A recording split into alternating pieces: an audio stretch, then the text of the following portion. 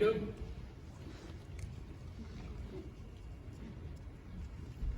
We're going to turn back to the Genesis this morning. What are we? Genesis? Genesis what? It's going to be an interesting one. It has not been a dull study, has it? I mean, with Jacob and all his affairs with his brother and whatnot.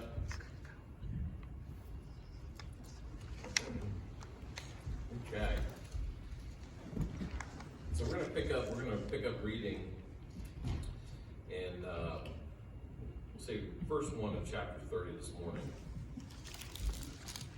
And now when Rachel saw that she had borne Jacob no children, she became jealous of her sister, and said to Jacob, "Give me children, or else I die."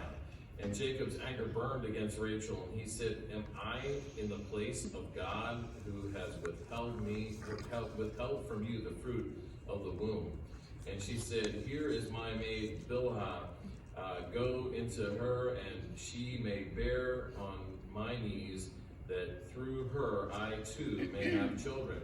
So she gave her maid Bilhah as a wife to Jacob, and he went into her. And Bilhah conceived and bore Jacob's son. And Rachel said, "God has vindicated me, and indeed heard my voice, and has given me a son." Therefore she named him Dan. And Rachel's maid Bilhah conceived again and bore Jacob a son.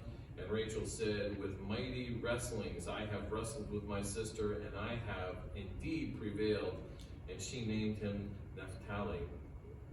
And when Leah saw that she had stopped bearing, she took her maid Zilpah and gave her to Jacob as a wife. And Leah's maid Zilpah bore Jacob a son.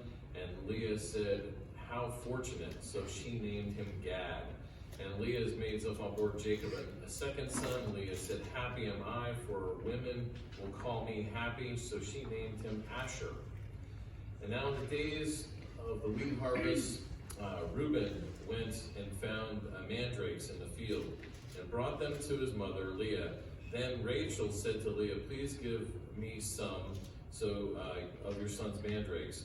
And she said to her, "It is a small matter for you to take my husband, ? And would you take my son's mandrakes also?" So Rachel said, "Therefore he may lie with you tonight in return for your son's mandrakes." We're going to finish there for now and look to the Lord in prayer. Dear Heavenly Father, we thank you for this day. We thank you for the opportunity to come before you and see this struggle with inside Jacob's life from his beginning until now, and in his future as well. We ask and pray, Lord, that you will be with us.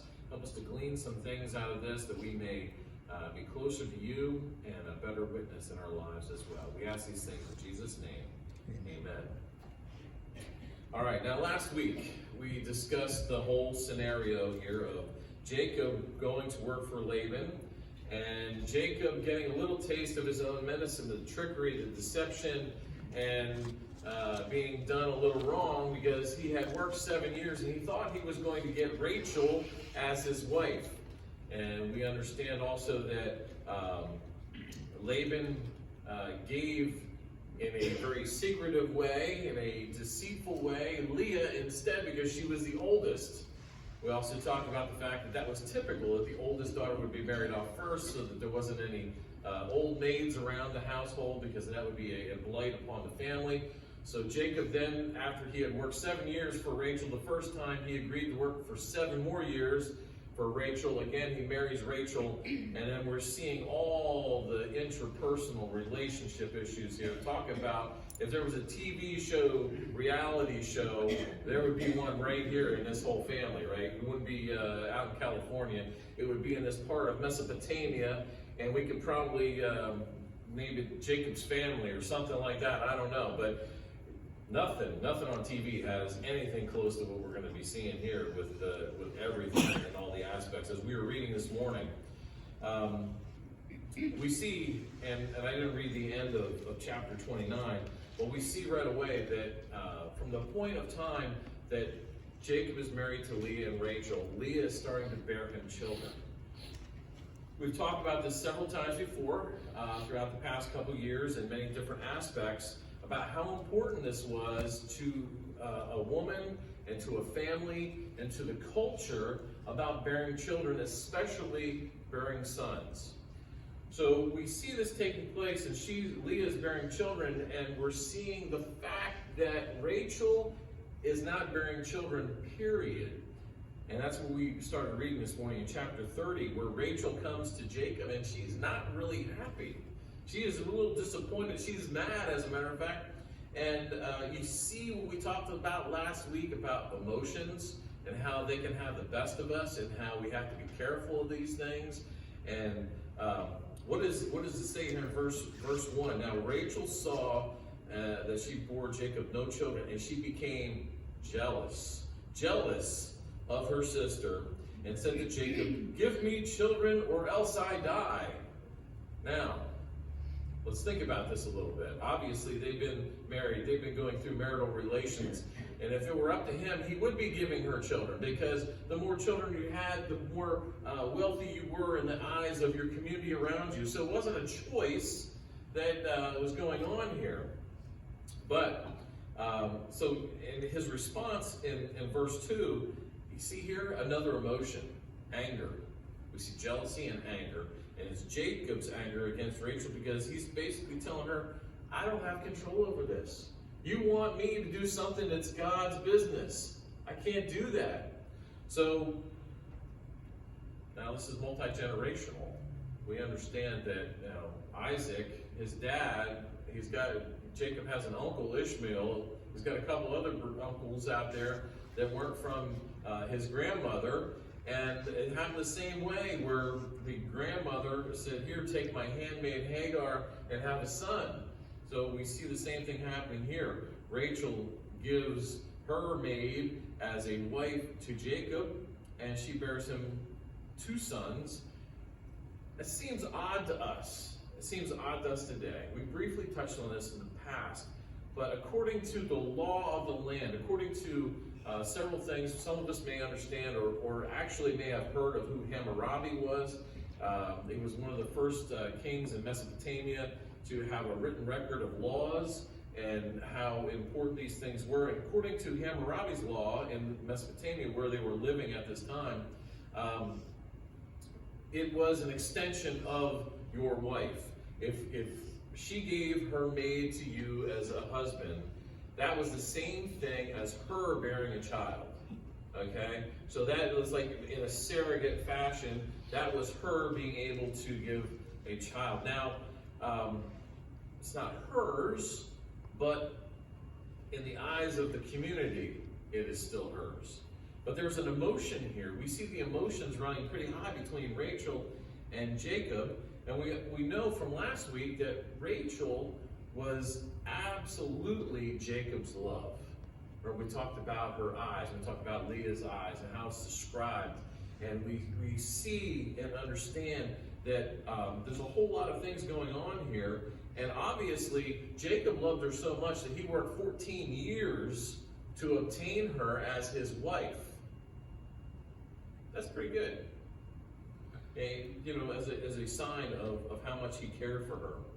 We also see then Leah, not being to be outdone by her little sister, giving her handmaiden to Jacob, and then her handmaiden bears a couple sons. So that's what I'm saying. There's no TV show out there that's got anything better than what's taking place here. So then we're going on, and then where we read, in the days of the wheat harvest, Reuben, that was Leah's son, found some mandrakes. Now mandrakes, it's a plant. It had a lot of different important issues, or not issues, but a lot of important things, attributes about the plant. Its roots, they had a narcotic kind of a feel to them. They also had a property that you could cleanse your body, if you needed to be cleansed. The fruit, it gave a fruit, and it was a yellowish orange kind of tomato sauce, small tomato-sized fruit, which you could eat. But the big value of it was in its roots. Okay. It also had a very aromatic smell. It had what some people would consider to be an aphrodisiac kind of mentality to the fragrance, and which we could go down a road of that as well, where even back in those days, the smell of somebody can either turn you on or turn you off in a respect. It's interesting, in one of the places that I work throughout the week, I was telling Amy, I said, some of these people I think must buy their cologne and perfume by the 55-gallon drum, because it seems like they take a bath in it before they come to work. I don't know if that's to cover up poor hygiene or just to try to, put their scent out there. I'm not sure what it is. I don't know, but I get an asthma attack almost, and I'm not asthmatic. So we see that some things have not changed, no matter of our technology or whatever. It's important to see this. The interesting part about mandrakes were also the symbolism. Its root almost looks like a human's body, okay? And so there was other aspects attached to this about fertility. People thought that if you ate this, you would be more fertile as a woman. And the other portion of this is it was very rare, especially in Mesopotamia. In the Fertile Crescent, in that area of what today would be Iraq, northern Syria, that kind of part of the world, Iran, and it was rare there. That's why when he came back with a handful of these, he was carrying a handful of something that was very valuable. The monetary aspect of it, I don't really know. The street value of a handful of mandrake plants, but it was very valuable. And we see Rachel then approaching her sister Leah and asking for these things, obviously for the perception of the fertility and also the aphrodisiac qualities of this, thinking that it's something about herself that's not producing children for her husband. And then we see the back and forth. We see some deep-seated feelings here. We'll go back to the feelings and emotions part of this. We see the actual exclamation here of, "You stole my husband." This is like Jerry Springer. Forget about reality shows. These two girls are not enjoying the fact that they are sharing the same husband, which is something that we could talk about another time. So she asked for this, and Leah's talking about, you stole my husband, blah, blah, blah. And so anyway, she gets the mandrakes. Jacob came out of the field, and Leah went out to meet him, and she said, "You must come be with me. Surely hired your son the mandrakes and lay down her tonight." And God gave heed to Leah, and she conceived and bore Jacob a fifth son. And Leah said, "God has given my wages, because I have gave my maid to my husband." So she named him Issachar. And Leah conceived again and bore a sixth son to Jacob. And Leah said, "God has endowed me with a good gift.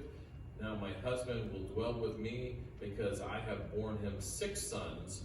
So she named him Zebulun. And afterwards she bore a daughter and named her Dinah. And God remembered Rachel, and God gave heed to her and opened her womb. And she conceived and bore a son, and said, "God has taken away my reproach." And she named him Joseph, saying, "May the Lord give me another son."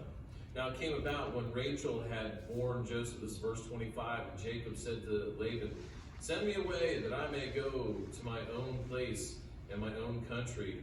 Give me my wives and my children, for I have served you, and let me depart, for you yourself know my service which I have rendered you."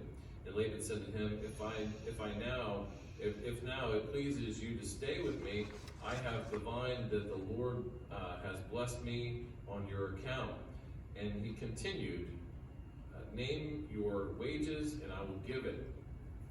And he said to him, "You yourself know how I have served you, and how your cattle have fared with me, and how you had little before I came, and it was increased to a multitude, and the Lord had blessed you whatever I turned.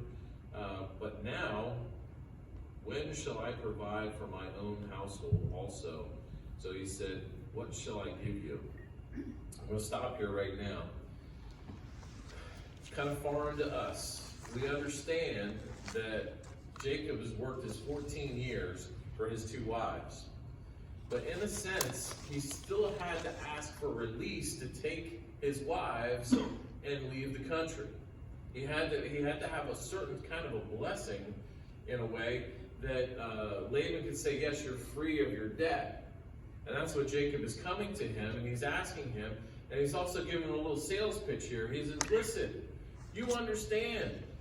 Look at how much I've increased your herd since I've been here. Look at what I've done for you. You can't deny the fact that I'm going to leave you with more wealth than when I got here. So we see this taking place. We're going to move along a little bit further here because we're going to see something else quickly this morning. And verse 32, let me pass through your entire flock today, removing the ones that are speckled and spotted sheep, and every black one among the lambs, and the spotted and the speckled among the goats. Such shall be my wages. So my honesty will never will answer for me later. When you come concerning my wages, every one that is not spotted or speckled among my goats and black among the lambs, if found with me, will be considered stolen. And Laban said, good, let it be according to your word. And so he removed that day the striped and the spotted and the goats and the speckled and the spotted female goats, every one with white on it, and the black ones among the sheep, and gave them into care of his sons. And he put a distance of 3 days' journey between himself, Jacob, and Jacob fed the rest of the Laban's flocks. And Jacob took the fresh rods of poplar and almond and plane tree, and peeled the stripes among them, and exposed the white was in the rods. And he set the rods and had peeled them in front of the flocks in the gutters and the watering troughs where the flocks came to drink, and they matted them and came to drink. The flocks matted by the rod, mated by the rods, and the speckled and the spotted striped. And Jacob separated the lambs and made the flocks face towards the striped, and all the black in the flock of Laban and all of his own herds apart, did not put them with Laban's flocks. Moreover, it came about when the stronger of the flocks were mating, Jacob would place the rods in sight of the flocks in the gutters, and that he might mate by the rods. And the flock was feeble, he did not put them in, so the feebler were Laban's and the stronger were Jacob's. And the man became exceedingly prosperous and had larger flocks and females, and the male servants and camels and donkeys. Okay, that's a lot. I'm going to break it down. There was a couple things going on here. There was a little superstition, and there was selective breeding. When it gets to agriculture, you know that gets me excited. All right? So we're seeing here, Jacob is going through the herd. He cuts a deal with Laban. He said, anything that's a black sheep or a speckled or striped goat will be mine, and everything else will be yours. So what he did was he separated the herd out. He took all these animals, and he started selectively breeding. Now, it's not always an exact science, all right? Especially, probably a little more with livestock in this respect of cows. They've got it down pretty good, and also sheep and so forth. But I know with horses, it's not, you can't always say, oh, I've got this beautiful red horse and this beautiful red horse, and I'm going to have a red horse. It doesn't always happen that way. A black one will show up sometimes, all right? But your chances of getting what you want when you're selectively breeding in this respect is a whole lot better. And then he also chose the stronger males mating with the stronger females to ensure a stronger offspring. So all of saying that all this here, Jacob is back to kind of doing a little bit of what he's used to doing, right? He got this blessing from Laban. He said, yeah, when I leave here, I'm going to take everything that's black, speckled, and spotted, And everything else that's plain colored, you're going to keep. And he's working it to his advantage. He's doing this absolutely. Now this whole thing with the rods of the trees and peeling them back, that was a superstitious thing at the time in Mesopotamia.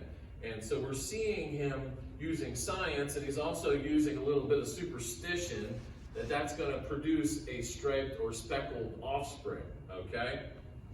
Now, we have to tie this all up today real quick because we're going to celebrate the Lord's table. But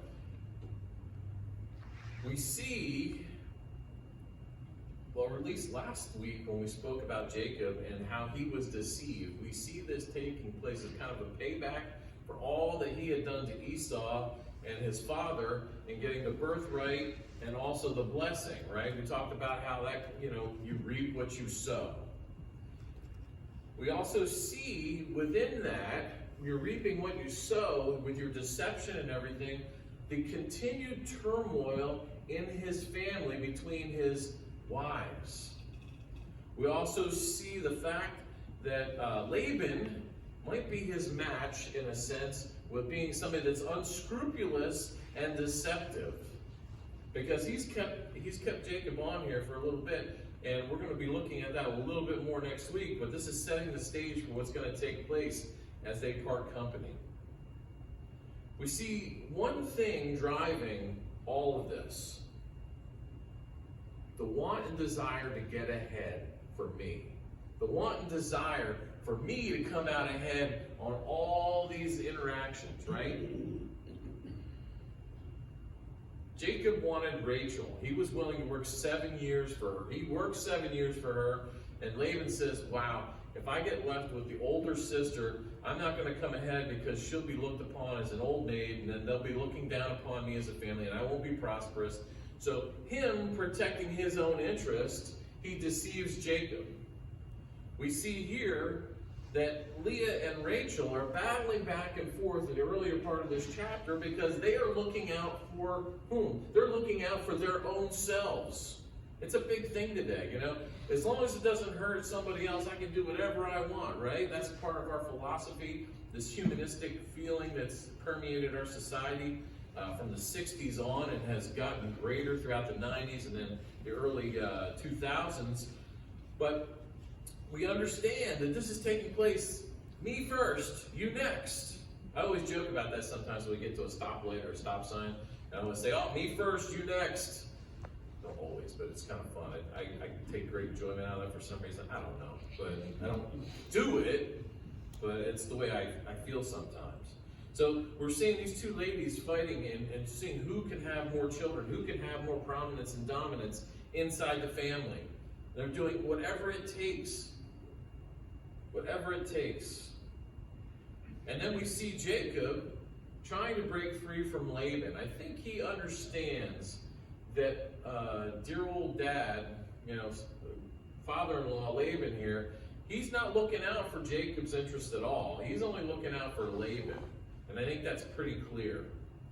So Jacob, what does he do? He does the same thing, right? We're back in this cycle, looking out for number one. And Jacob's like, all right, he cuts a deal with Laban, and then he does everything he possibly can to make it out over Laban. All right. We see all this negative. We understand what's taking place. We know that it's a basic instinct of humanity to try to look out for yourself. It's a basic instinct that has been fed to us over the course of time. But what? Who do you look out for? Who do you look out for? You look out for number one, right? You always hear that. You look out for number one. But is that really a good thing? In all these situations to this point, has anybody really gone on and had a happy life throughout all this? When you're in constant turmoil, can you really be happy? There might be some people that feed off of that love confrontation and strife. But for the most part, people do not live a happy life dealing with a constant strain, a constant turmoil, right? It doesn't happen that way. There's no peace in this. All this that's going on, there's no peace. The one thing I want to look back upon very quickly here, and in Jacob's focus, out of all this humanity, when Rachel comes to him and says, give me a child or I'll die, he gets angry and upset because he understands that somebody else is in control of those kind of things. God is. So in closing, our thought is going to be this today. When we're trying to make decisions, when we're trying to look about things, God is in control. We have a certain amount of leeway in the respect of how we live our lives, but God has control of our overall future. If He is a sovereign God, He is in control of all things. Now, He's letting all this kind of play out, I believe, in some ways to teach Jacob a lesson, and you're reaping what you're sowing, and trying to make him a better individual in the long run as a father of the nation of Israel. You and I, it's kind of far removed from us in the respect of Leah and Rachel and all the kids and the sheep and the goats. That really doesn't sink in too much to us as human beings. But what does sink into us is when we're going out of these doors, when we're going, and it may not even be out of these doors, it may be we're thinking about something as we're even sitting here about what's going to take place. Is there anything wrong with getting ahead in life? Does God say you should always be the last in line? You should always be the least prosperous? You should hide your talents? You should... No. We're supposed to be the best we can be in God's kingdom because we're going to be a shining light. But how do we get to be that best person we can be? It has to do with how we treat other people. The happiness we're going to derive is the satisfaction we get from being the best person we can be and striving to do our best in whatever we do. It's a little different than what's been taking place here in these last couple chapters, right? They're not exactly doing it the way God would want us to do it as New Testament Christians and believers going out to be a testimony for Him. We have to understand that there's a lot here going on in these early days of God's people, His chosen ones, that they are dealing with a mixture, as we even see with Jacob, with superstitions and their beliefs in God. Folks, we know a couple things for certain. We know that according to the Bible, God sent His Son. He was born. We just celebrated that back in Christmas. We're going to be celebrating His death and resurrection in a couple weeks here. All right? We understand that His Son came and gave us salvation. The gift of salvation is there. And then after we become a believer in Christ, He touches our hearts, brings us to Him. Because without Him intervening in our lives, we would just continue to dwell in that unpeaceful, stressful, chaotic life. That we have to make a change. We have to live our lives a certain way. That's what people don't like to hear. People don't like to hear that today. But we're responsible. When we have made that conscious decision and God has come into our lives and brought us to that realization that God is the King of Kings, we have the responsibility to live a life different than the other folks. We have to strive towards that. Are we going to do it perfectly? Absolutely not. We are sinners saved by grace. But as we go out of here today, I want us to think about this week coming up, about this whole story going on, all the turmoil and chaos and everything. How are you affecting the people around you? Are you a promoter of chaos in your family? Are you a promoter of chaos at your workplace? Sometimes it can be fun, to get a ball rolling and whatever, seeing people go on. I know sometimes people, all it takes is a word or a subject, and they just go off, right? And you see them explode. Can't enjoy that, really. We shouldn't. We should be encouraging those people to do, the positive things. But that's where we're at. That's what we have to understand in this. We have to affect change because we're called to, because of the love of Christ in our lives. I don't know if you noticed the verse of the day, verse of the week, talking about love. 1 John 4:7, but let us love one another, for love is from God, and whoever loves has been born of God and knows God. When that coworker that you're working with that just constantly is on your case and he won't let you go, he or she, we are called to show the love of Christ. It's going to be hard, but we are called to do that.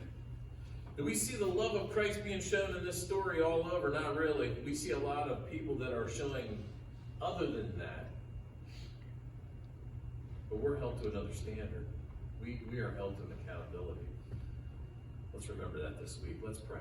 Heavenly Father, we thank you for the story. We thank you for the understanding. We thank you for seeing all the goings on here.